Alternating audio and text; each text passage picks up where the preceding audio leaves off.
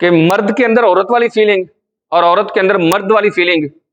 آپ نے دیکھا بھی ہوگا عموماً کئی مرد ہوتے ہیں لمبے لمبے بال رکھے ہیں, وہ ہاتھوں میں کڑے پہنے ہیں, یہاں جو ہے وہ بھالی پہنی ہوتی ہے, دیکھا ہوگا آپ نے عموماً. اور کچھ عورتوں کو دیکھا ہوگا کہ وہ مردوں والے کپڑے.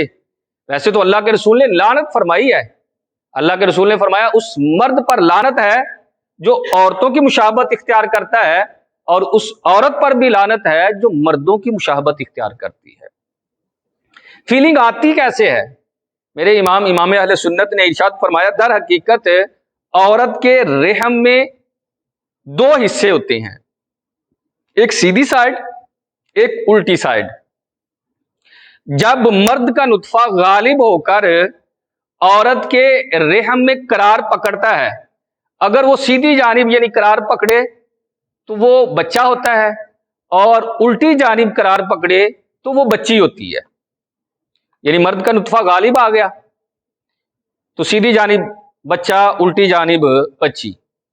اگر اس کا الٹ ہو جائے, مطلب مرد کا نطفہ غالب نہیں مغلوب ہو گیا, اب ہونا تو یہ چاہیے تھا کہ بیٹی پیدا ہو, اور وہ سیدھی سائڈ پہ چلی گئی بچوں والی سائڈ پر, مطلب وہ نطفہ اس کہاں جا کر ٹھہرا, سیدھی سائڈ پر جہاں بچے کی پرورش ہونی تھی. تو امام اہل سنت فرماتے ہیں جب اس سے پیدائش ہوگی تو وہ بچی, لیکن اس میں مردوں والی فیلنگ آنا شروع ہو جائے گی.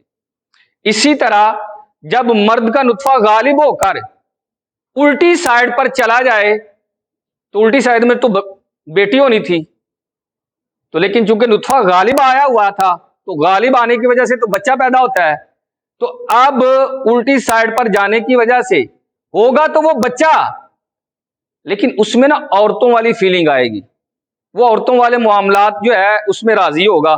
آپ نے دیکھا بھی ہوگا کچھ مرد عورتوں میں رہنا پسند کرتے ہیں, بال لمبے, کڑے پہننا, بالیاں پہننا, یہ اسی وجہ سے. اس کے ساتھ ہی ارشاد فرمایا اس کے باوجود جنس کو تبدیل کروانا حرام ہے, کہ اللہ کی بنائی ہوئی تخلیق ہے نا یہ, بھائی تم اللہ سے زیادہ بہتر سمجھتے ہو, اللہ نے جیسے اس کو بنایا ہے, اللہ نے بنایا نا بھائی.